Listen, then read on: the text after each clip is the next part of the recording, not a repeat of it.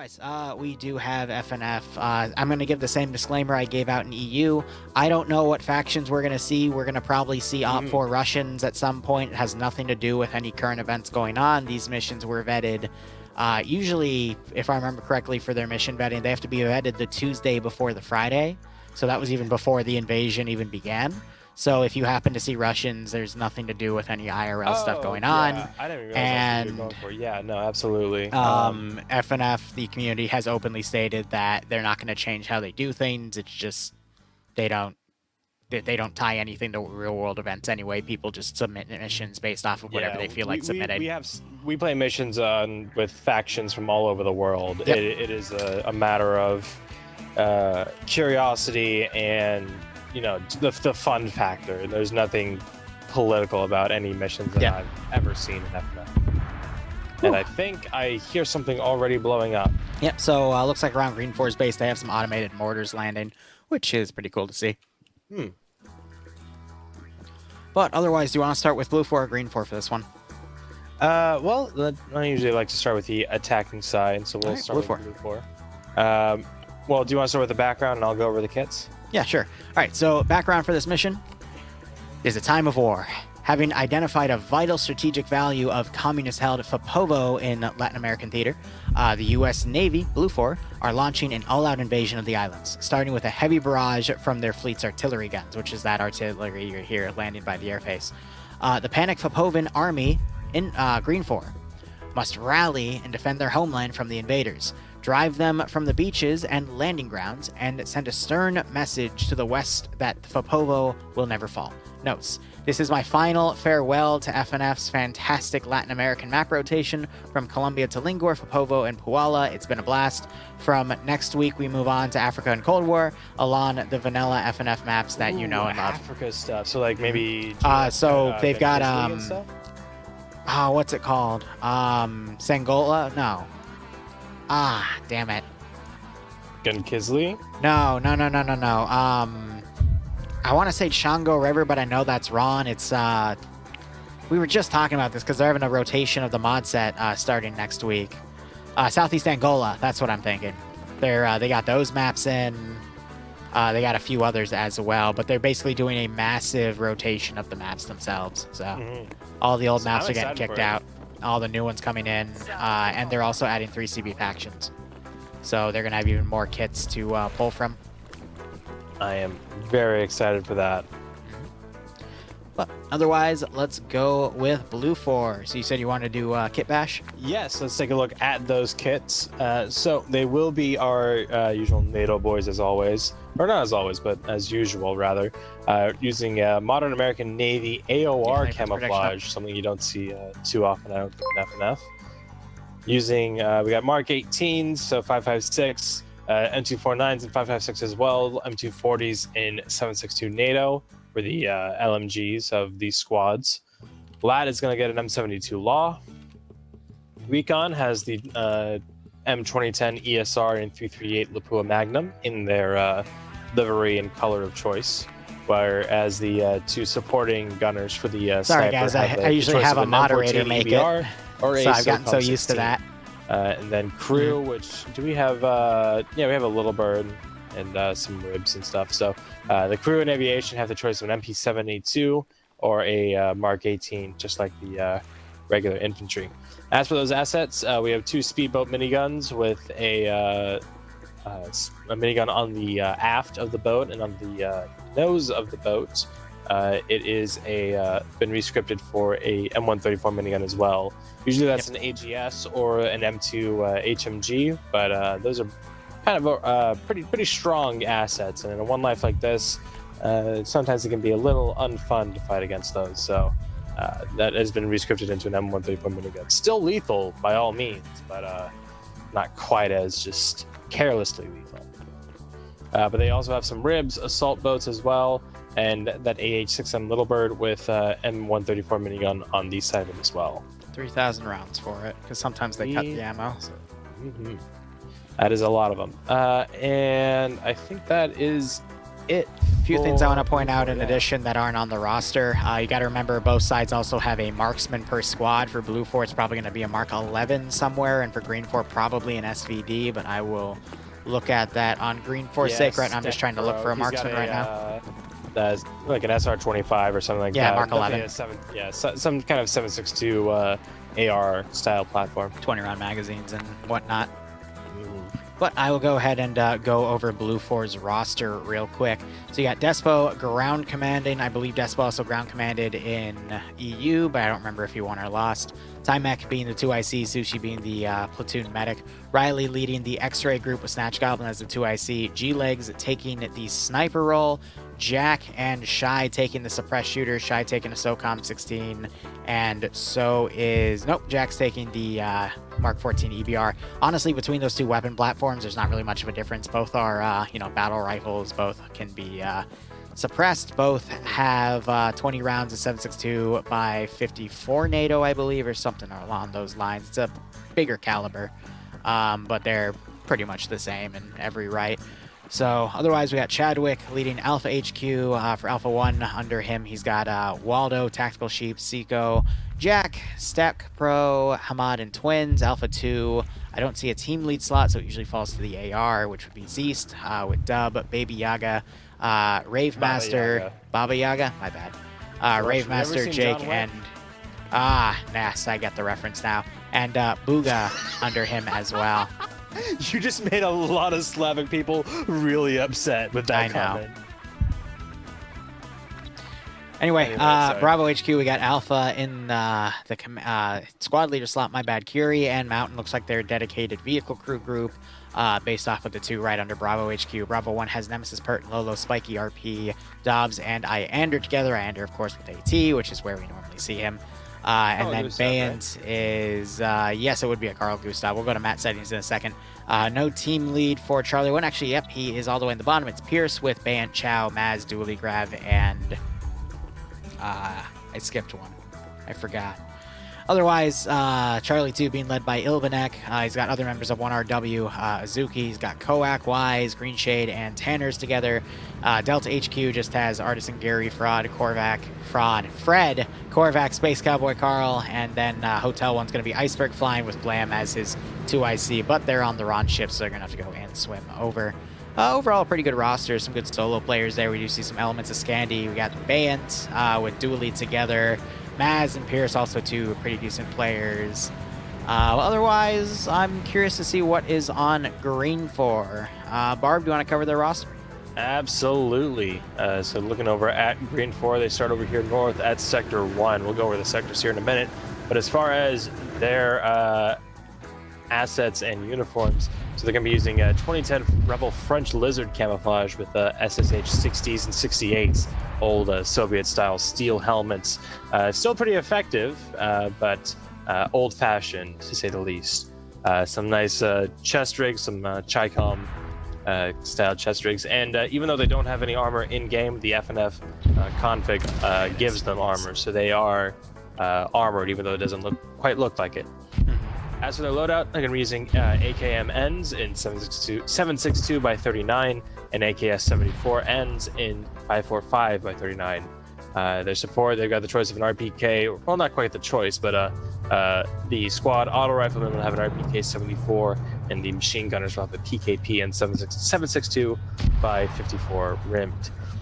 RPG 26 for the lat, still pretty effective out to maybe 300 yards, up to 300 meters. Yeah, a nice little package there. The sniper is going to get a T5000 and 7.62 by 51 NATO, and the assistant guards will have a suppressed AKS 74N or an AS Val in 9 by 39 subsonic.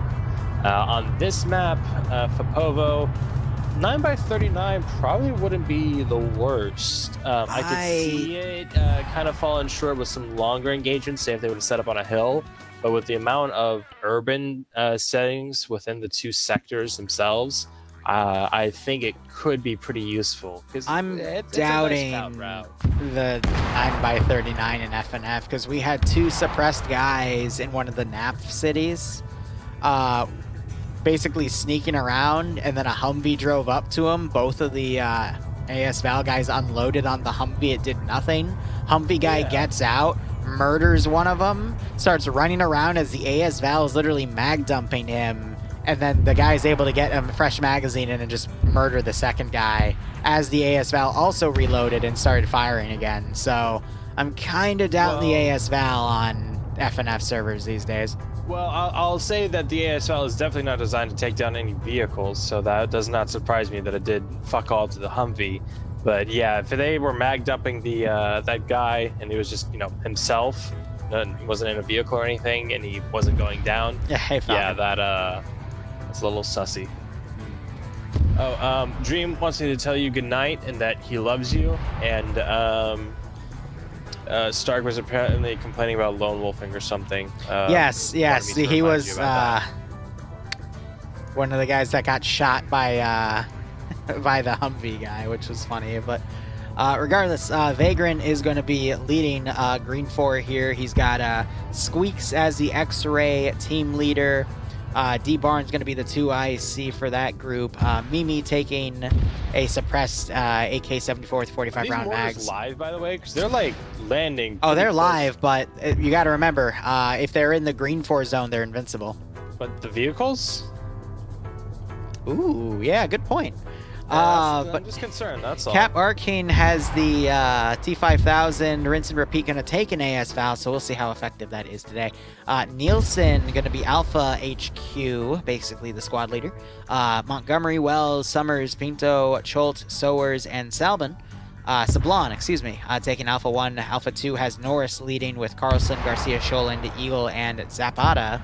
Under Alpha 2. Bravo is going to be led by Dreek, with Bravo 1 led by Anderson for the team, with Cosmonaut, Miller, Poe, Wheaton, Germania, and Arcor under him. Bravo 2 is going to have Bridges leading, with Cyrus, Warwick, Wiki, Cool Breeze, Martin, and Fist under him.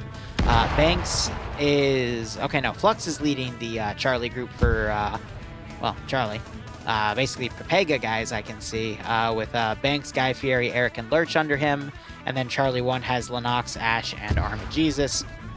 I don't see a Slash in that group, so they're probably just going to merge with Charlie to form that one group. Also, marksman weapon I saw was an SVD per the squads, and I think that is it. Other than, I think we forgot to go over their vehicle assets. You want to cover that real quick?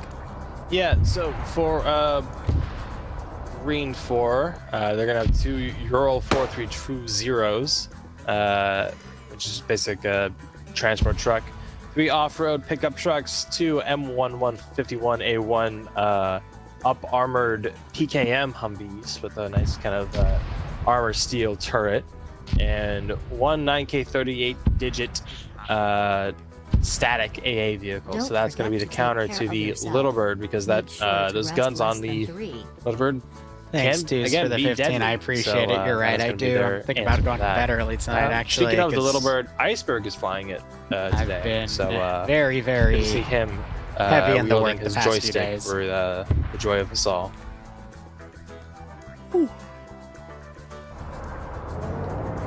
So I've seen time and time again the Igla chair put on the field, and I'm like, oh gosh, and they've got a helicopter on the other side that's going to be really deadly, and then that Igla chair does nothing. Soy Jack pointing meme. Yeah, just pointing. Whoa! In the background, they're just like a jaw agape.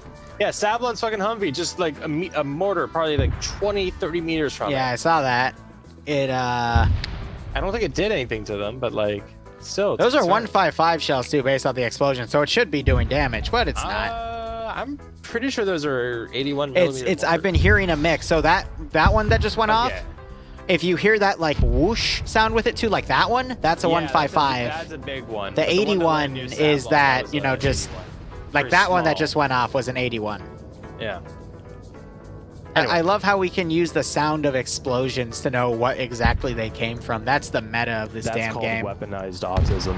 That's another 155. That's a 155. And then there was a mortar shell mixed with that too. He's like, yeah, no, you're out of bullets. He's like, what the fuck? Are you fucking counting my rounds as you shoot them? I've been doing that shit in Tarkov too. Fucking just running around people and like listening to them waste their bullets. Then I run up to them when they're reloading and fucking shank them in the face. It's fucking amazing.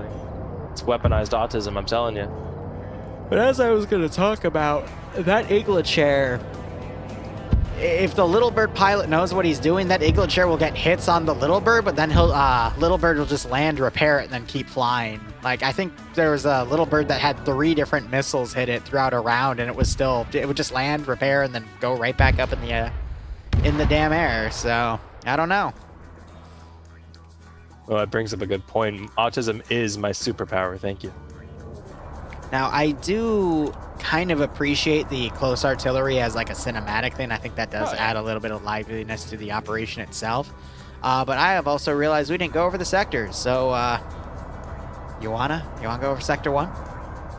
Absolutely. So, yes, this match is going to be Sorry, sector Dark, we'll have at least 2 other bets we have tonight. 2 sectors here for Green 4 to defend. The first one up at the airport, and the second one down south in the town of Batana. We'll go over Sector 2 first, since that seems to be the one that Green 4 is abandoning. Not an uncommon tactic to sacrifice one or possibly both of the sectors in this mission. Just there is only 2 though for this one. For this one, there is only 2. Sometimes there are 3. But for this one, 3. X-Ray is providing us kind of a recon force. We have Rinse and Repeat in there. The reason that he's in there is because BLUFOR need to be in the zone with no other Green 4 alive and conscious in the zone. So if Rinse and Repeat dies or goes unconscious, the BLUFOR in the zone, it will flip to BLUFOR. This also applies if they go in vehicles as well. So if Rinse were to go into that Vic that is to his northeast, just outside that building, it doesn't count players in vehicles as being in the zone. Now, if he were to go under the vehicle or climb into the back truck bed, but not otherwise be in the actual vehicle entity, with the scroll wheel option to get in, then it would still count. But he just has to stay in that zone without being in something or unconscious. So the sector itself is going to be this radio station and the couple surrounding buildings. We have a majority of Green 4 X-Ray up on this plateau with this kind of like farmstead looking thing. So they have a bit of elevation and some clear ground to see a couple hundred meters. So they might see Delta HQ over there to the southeast or Bravo as they approach, but for the most part, they're here just to be an early warning system. I fully anticipate them falling back as soon as they get into any kind of heavy contact. Maybe they'll get a couple kills with the sniper or the recon riflemen, those guys with suppressed rifles. But yeah, this is definitely one that they are abandoning. Yeah, they're focusing a lot more on Sector 1 with Overwatch on Sector 2. Keeping that one guy with the AS Val for CQC in the sector is a really good call. They've got a few other guys in there. I think that's the entirety of X-Ray, just all kind of put around that one specific area. So I do like to see that use of X-Ray. Just using the suppressed team as a holdout group. And BLUFOR is really going for a divide and conquer strategy. There's a lot of forces going to a lot of different places. Yeah, because Sector 1, I mean, it's the this whole airstrip, or well, the sector itself is the kind of control area with the radio tower. So that's all that they need to hold. But a lot of this flat terrain is really good territory to hold. So we see that Alpha 1 group on the mountains to the south, and we see Bravo on the mountains to the north on those ridges, giving the overwatch for the entire area and trying to give cover for as much as possible, much land as possible, I mean. I don't know, I'm just a little worried that BLUFOR might have divided themselves up too much, because it is quite possible, even though you start with the numbers advantage as the attackers, to divide yourselves up so much that you end up being defeated in detail, which means the other faction engages the divided up groups individually while maintaining their number advantage, and thus just steamroll whatever comes their way. But right now we're having what appears to be one of the PKM Humvees firing down at one of the boats. Yeah, that's Charlie there, offloading. Bravo HQ boating around as well. So that's Staff Sergeant Ace Summers in the turret there firing on those boats. We also have Pinto firing with his rifle, Wells as well, supporting some fire. And good return fire. We see some bullets going into Pinto there. And the infantry pulls back to the woods. We see Summers Humvee pulling back as well. So good return fire from BLUFOR, making them pull back and relieving that pressure. That's Charlie 1 there, laying down that suppressive fire to allow for everyone else to get off the boats. That's very good work. Over on the north side, we do have Alpha 2 in very close proximity to, I believe this is Green 4 Bravo 1, yeah. So they're going to be in contact here on the north too, and this may confuse Green 4 Command. I'm seeing a two-pronged attack like this. Yeah, this because we have that big group in the south that's heading for Sector 2, southeast of Patana. If Green 4 Command gets wind of this and possibly overacts, we could see a withdrawal of that Sector 2 force, and they can take it without incident. And then possibly a more reinforced Sector 1, but then he probably wouldn't account for such a large, I mean, we're talking a good 12 to 15 infantry down here on the south side. So this could potentially lead to something interesting, but we'll see how it plays out.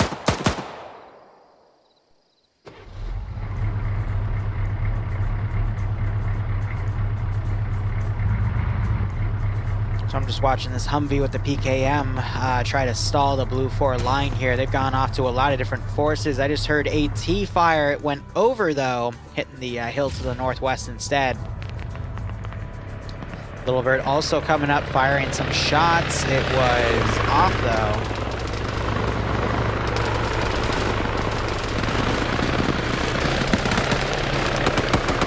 We just had a good amount of shots go into where the other PKM Humvee is. I don't think they took any casualties, though. I'm not seeing any blood on the ground either. Just heard more AT get launched. Yeah, Alpha 2 BLUFOR getting some explosives thrown their way too. No idea where that explosion is going to go. I do appreciate Iceberg being aggressive early on, though. Those early on harassments could result in a few kills, which could help thin out Green 4's defensive lines to allow BLUFOR to push through. But look at the northern side, we do have some Hunt-IR rounds going up. And then BLUFOR is already firing at them to make them land, so... Yeah, so that's really smart. You see that thing just drop like a stone with a couple holes in the parachute. Yep. So that's a good job there. But that BLUFOR group, Bravo group was pulling back a little bit. Not sure if they're going to go forward again, but Green 4 really needs to redefine their defensive lines after figuring out where these contacts or points of engagement are, so they don't end up having a line too thin for this really nasty force in the center for BLUFOR to push through.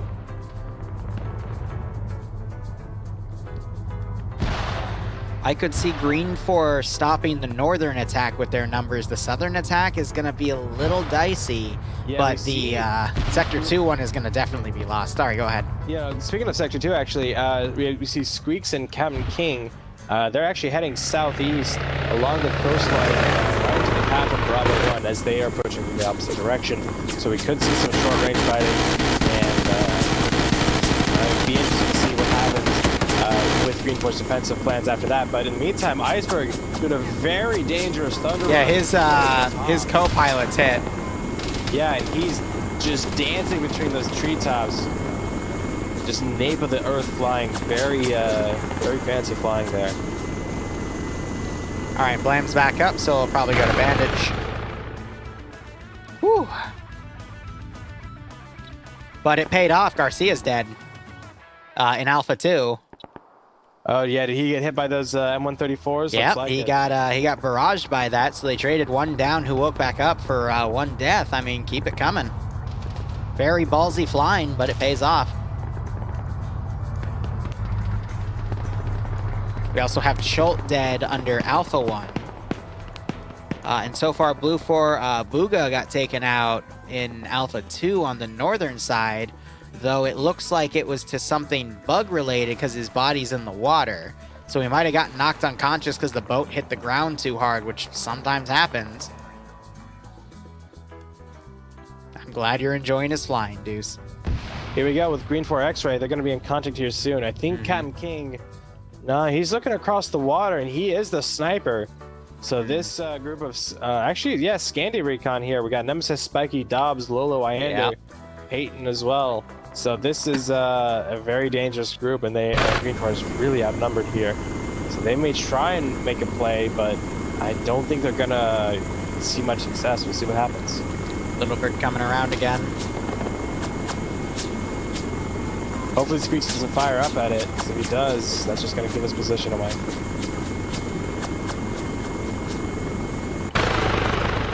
A lot of green 4 shooting up at that little bird. Yeah, it's not terribly surprising, but definitely a mistake in most cases. Here comes Peyton coming around the corner.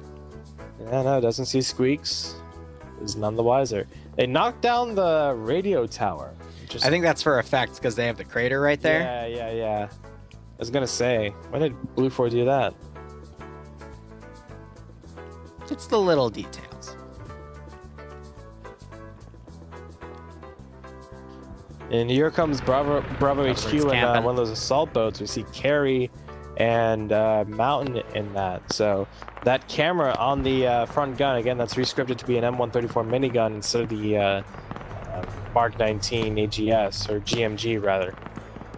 But it still does have that camera and can range out with a laser rangefinder up to like a click or something accurately. All right, Falcon. See you in round 2.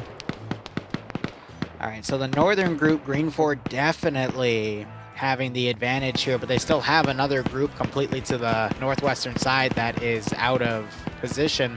Looks like they're folding from the defensive trenches that they dug, though, which is a good sign. Little Bird now being kept in reserve on the west. And it looks like X-Ray still doesn't realize that there are forces on their side. I still see the sniper occasionally taking pot shots at Bravo HQ's boat. Yeah, now they're turning away. Platoon HQ there, Depso, Sushi, and Timek. They've probably gotten word from the boat that they're taking fire. And with an unsuppressed sniper like that in 7.62 NATO, wouldn't be surprised if they're going to try and hone in on that position of the sniper. We're going to have a pretty nasty long-range engagement here between BLUFOR on the southern side of this airstrip and green 4 on the north. Lots of open terrain. I'm a little worried, though, if BLUFOR from their hilltop, I don't think they can see the Igla chair folded in the airbase, but I'd imagine they can at least predict where it is in terms of being in that bunker position. Also, Pinto just stepped on a mine. He's okay, but well, I guess alive would be a better term. He's heavily wounded, but I think they, green 4 put tripwire mines on some of these buildings, and I guess didn't tell everyone else. Interesting. I just watched a dude take a direct shot from an AT rocket. Who was that? Oh my gosh.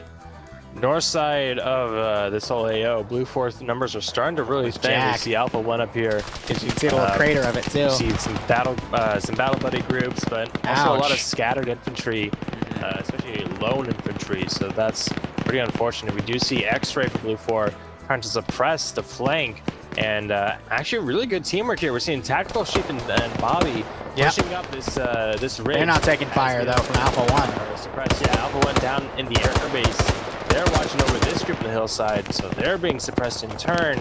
But they're able to keep ahead of those bullets. Tactical Sheep needs to keep moving, though, as he stays still like that. Yeah, he's trying to throw grenades up to Wheaton's position as Wheaton pulls back. He just took a few hits from the suppressive groups. Yeah, but if Bobby and Tactical Sheep can just go north and start suppressing this line of green 4, they could actually force green 4 to pull back and alleviate the northern group. So this is a great call by these two. And this is Anderson, Fist, Cyrus, Cosmonaut. These are big names. Meanwhile, to the south, Timek finding Arcane and taking him out. That's 2 of the green 4 guys down. They were found by that Scandi Recon group. Living up to their name, being really tactical with this, taking out the guys at the back line first. Anderson is down. Fist is down. Looking at these guys, and he hasn't opened fire yet. Yeah, they're confused over what's going on. Cyrus pushing up. He gets a good double kill, though. Holy Jesus Cyrus Christ, holy fuck. Anderson wakes back up, but that forces green 4 to pull their forces back, fearing more. So BLUFOR can now capitalize on that opportunity. Oh yeah, you're seeing a bunch of smokes being popped right now. That is making green 4's line freak out, and that can allow that northern group to continue pushing. Even though they died, they haven't even gotten any confirmed kills. Fist, again, did not pass the wake-up checks if he's still down, but that does at least give that pressure, that alleviation to the rest of the squad. So they need to regroup now and push up. Recognize that the other group, the green 4 opposite them, is scrambling. So back over where Garcia was picked off, Norris, the team leader, he was on the PKM gun. He got sniped off of that gun by a BLUFOR shooter.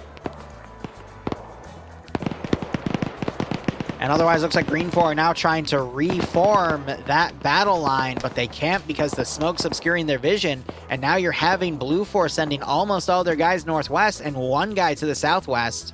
That would be Jacob, who's an explosive specialist. So we might see some explosive satchel plays there for offense. Meanwhile, over down at Sector 2, we have them taking out multiple, actually, no, one additional member of the Green 4 group. There were 5 here. 2 got picked off on the forest to the east. 1 just got picked off by this BLUFOR group coming down.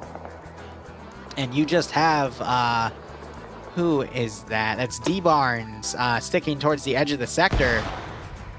His GLs are a little high. I'm surprised he didn't spot Artisan there. He was trying to line up a shot, but couldn't get it lined up in time. Yeah, and he's taken out, and that's the sector. Oh, and there's a sector, yeah, because Rinse and Repeat just barely outside of it. In that 4-story. It's just outside of it, and now he can't take it back. It is there. Green so 4 now folding back even all more. they have to do is worry about Sector 1.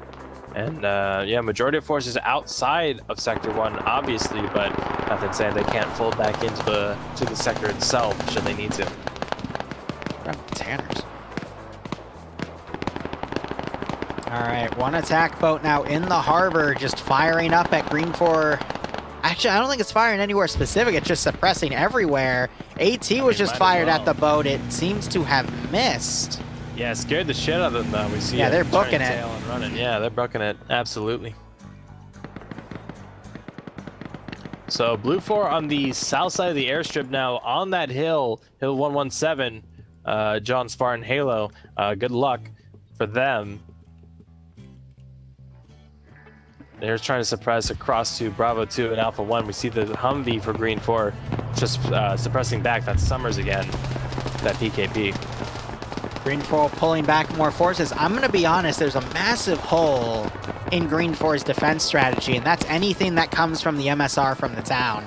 There is not a lot of defenders looking in that direction. Everything else seems to be caught up in other fights. Iceberg doing a gun run of the forest to the north, taking some fire, but it doesn't seem to be 100% accurate here. If this northern force for BLUFOR can just keep this Green 4 northern force in the fight, BLUFOR could just overwhelm Green 4 from other areas. Yeah, that recon team, X-Ray for Green Forward, was definitely meant to be an early warning system, but instead of I'm gonna go with falling back with contact, they all Bar. kind of each got caught out and KIA'd. No. So now that BLUFOR has Sector 2 and no Green 4 doesn't have any eyes on the sector, Bear. we do have Nielsen and his group. They're kind of looking in that direction of Sector 2, but they're going to and Lupin. the bridge and they want to get Thank you for the sub and the 9-month resub respectively. Hope you both keep enjoying the operations. Hope you're getting a nice kick out of this scenario. Here near Sector 2 in Batana. They'll be heading up that MSR, and yeah, definitely could give that Sector 1 defense a run for its money. Sorry if I butchered it. The pressure from the southeast, the pressure from the southwest. All it would take would be this northern group to keep the northern BLUFOR group, the northern Green 4 group occupied, and that can lead to kind of a sweeping of the rug, so to speak. I did well, just keep a Balu, righto. Thank you, man. I noticed it was your first message too with the mission command, right? Welcome. So I'm gonna be honest, I think this is really gonna be a marksman fight, especially across the airstrip here. They're gonna be the only ones that are gonna be really, really accurate. We don't have any HE rounds for the Maz or the RPG. If you look under mission info under the MAT settings, it's just AT. So it's really just gonna be up to the marksman to get those precise shots and the machine gunners to suppress each other. So I do like what I've been seeing with Cyrus and Warwick on the northern side for Green Force firing across the airstrip here, but I've also been seeing marksmen firing from BLUFOR, getting some precise shots on those machine gunners. We also have Bayant now suppressing back with that 249. And okay, no, he does have a he has a magnified optic with it. So he found a marksman scope and he put it on his 249, and he's now trying to pick people off with it, and he's being fairly accurate, getting those shots just above the trench and making Green 4 get their heads down. I love it. Real quick, on the southwest side, we see Artisan leading his group up less than 100 meters away from Eagle, Nielsen, Zapata, and this group up here for Green 4. If Artisan is able to push up, he's actually going more along the ridge and right up to the airstrip itself. We could see Bravo 1 head up to this position, but with how far back they are, this could mean be the demise of Artisan's group. Friday nights for you is Saturday morning fights for you. Nielsen spots them. But they are making their way to the airship itself, and the more spots that they're going to be able to take and lay down suppressive fire on the sector itself, just is more pressure and more rooms for mistake from Green 4. On the north side, though, BLUFOR, they're just stagnating their assault. We're down to 5 BLUFOR, and still that one explosive specialist to the south, though. Again, I think the job of these guys is to simply keep these Green 4 guys entrenched so the other elements can just push on the objective, because there's no timer involved with ad sector. It's just you get a guy in there and make sure everyone else in it is specifically dead. So if you can keep a big chunk of Green 4's manpower somewhere else, they're doing their part. This is that's 5 Starship Trooper memes, gotta love them. 13, 14 Green 4 up here on the cell. I'm gonna be honest, that's half of their manpower right now. Like distracted and occupied by 5 BLUFOR, so of course almost a third their size. That is a big Lolo failed his wake up check. It's not unconscious again. BLUFOR Bravo is firing on Green 4 Alpha here. Nielsen's group that I was talking about earlier. Damn, so I think that was Nemesis just taken out. Return fire. We see that rocket coming out, actually killing Carlson with a shrapnel from an AT rocket. Earlier there was a rocket to the north. One of the BLUFOR guys got direct impacted or hit by the shrapnel of the rocket. So the AT guys have been very, very precise with turning their anti-tank weapons into shock weapons. But above that, actually getting kills. And that was a good shot by Ender. He's going to be aiming for that truck now. Rocket. No, he points instead. Holds it. Interesting. I would think he sees a vehicle and he opts to blow it up. Yeah, but he's not seeing any movement around it, so why risk it, you know? I thought he saw Nielsen. I think he saw the body of the guy that he killed with the rocket, but I guess he didn't see Nielsen checking his that same body.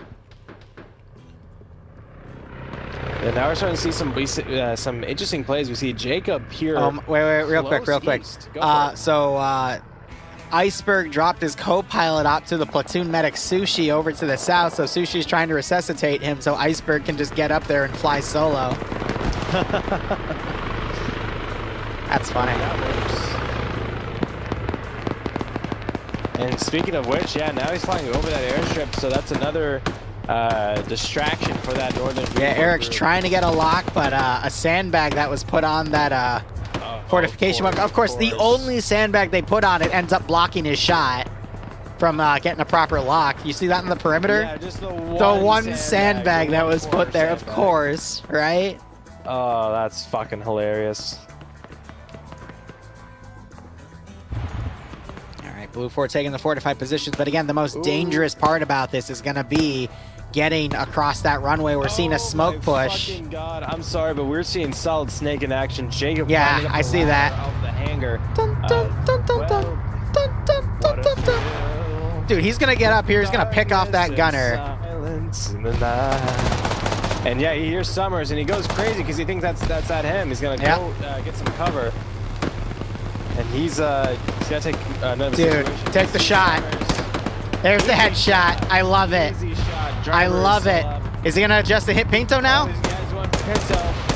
Catches him as he's firing. Isn't able to get the kill, but definitely put some shots on him. Interesting they couldn't get the kill there. He hit a lot of shots, I thought. Pinto started moving back. I think that obscured his vision from Jacob to get the proper lineup on the headshot. That's gonna freak Pinto out because now he's gonna look around with his gun out going, what the heck just hit me? Yep, and now we're seeing Mountain and Fury come up from the west as a big group pushes across the field from the south. Across that airfield, we see that big red, white, and blue smoke push. It's patriotic as fuck. And they are going to begin up to air position. He's starting to take fire as I start flying over again. And Delta doing a Thunder Run Artisan going right through the camp. Yep. Almost getting... They're not allowed to run people over, and they're doing their best not to. Artisan getting some fire, but hops out as well. And blows the 3 of them up. Who was that? That was Nielsen with the rocket. Amazing. You can see it right by his feet. Yeah. He took down 2 BLUFOR at the cost of himself. The heroic sacrifice, but may not be enough as we're starting to see Mountain, Kiri, and Chow. Tripwire flare going off on the top left corner, northwest. If they don't know that they're here by now, then Nielsen wakes back up. Chow, friendly firing Kiri there. Amazing. SDIDing, and yeah, it must have been hit and getting some pain flashes because yeah, he just took down Kiri there like nothing. Even double taps him.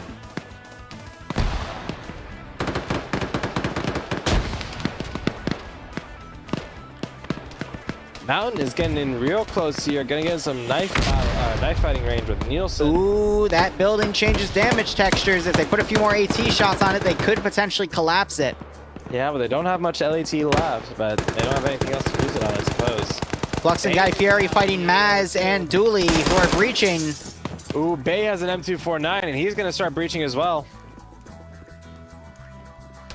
Oh my gosh, it's cat and mouse. Flux taking some shots from outside. Here's Arma Jesus on the second floor. Mountain gonna take some fire and return some back. Arma Jesus, he was a little too quick with that.